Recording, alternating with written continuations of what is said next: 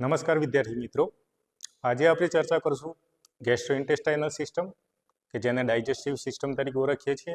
Medical surgical નર્સિંગની અંદર જે વ્યક્તિઓને ડાયજેસ્ટિવ અને ગેસ્ટ્રોઇન્ટેસ્ટાઇનલ સિસ્ટમની અંદર કોઈ પણ બીમારી થશે તેના આપણે ડાયજેસ્ટિવ અથવા ગેસ્ટ્રોઇન્ટેસ્ટાઇનલ ડિસઓર્ડર તરીકે ઓળખીએ છીએ. તો આપણે ચર્ચા કરીએ કે ડાયજેસ્ટિવ સિસ્ટમની અંદર કયા કયા ઓર્ગન હોય કે જેની આપણે એનાટોમી સુપરફિશિયલ જોઈએ. તો ફર્સ્ટ વન છે માઉથ.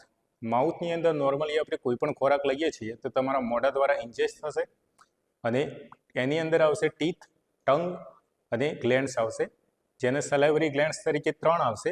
જેનું ફર્સ્ટ નામ છે પેરોટિડ ગ્લેન્ડ્સ, પછી સબમેક્સિલરી એન્ડ એના પછી આવશે મેન્ડિબ્યુલર યાની કે સબમેન્ડિબ્યુલર ગ્લેન્ડ. એના પછી ચાલુ થશે ઇસોફેગસ. આ છે ટ્રેકિયા, એના પાછળના ભાગે આવશે ઇસોફેગસ. ઇસોફેગસમાંથી ખોરાક પાસ આઉટ થશે અને પેરિસ્ટાલ્સિક મૂવમેન્ટ દ્વારા એ ખોરાક ધીમે ધીમે સ્ટમકના અંદર જશે. પણ ઇસોફેગસનો જે લોઅર પાર્ટ છે એ જગ્યાએ એક સ્પિન્ટર આવેલું હશે.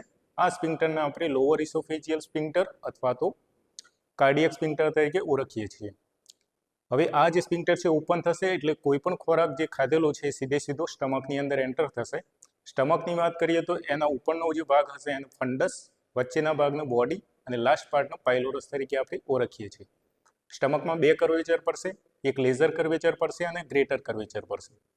એના સિવાય વાત કરીએ તો સ્ટમકમાં 3 લેયર આવેલી હશે, મ્યુકોઝા, સબમ્યુકોઝા અને મસ્ક્યુલારિસ.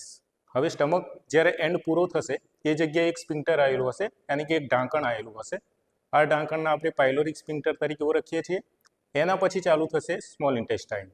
સ્મોલ ઇન્ટેસ્ટાઇનની અંદર 3 ભાગ પડશે. ફર્સ્ટ પાર્ટ પડશે એને કહેવાશે ડિયોડિનમ, એના પછી આવશે જેજુનમ અને એના પછી લાસ્ટ આવશે ઇલિયમ. હવે ઇલિયમ પૂરું થયા પછી એક વાલ્વ આવેલો હશે અને લાર્જ ઇન્ટેસ્ટાઇન જે ભાગ ચાલુ થશે એ જગ્યાએ આવેલું હશે સીકમ. તો આ જે વાલ્વ બનશે એને કહેવાશે ઇલિયોસિકલ વાલ્વ.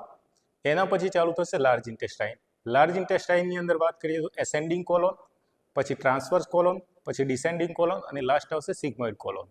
સિગ્મોઇડ કોલોન પૂરું થયા પછી આવશે રેક્ટમ, જેને આપણે મરાશય તરીકે ઓળખીએ છીએ, અને લાસ્ટ આવશે એનસ. આ રીતે તમારી ડાયજેસ્ટિવ સિસ્ટમ નોર્મલી કામ કરતી હશે. Thank you.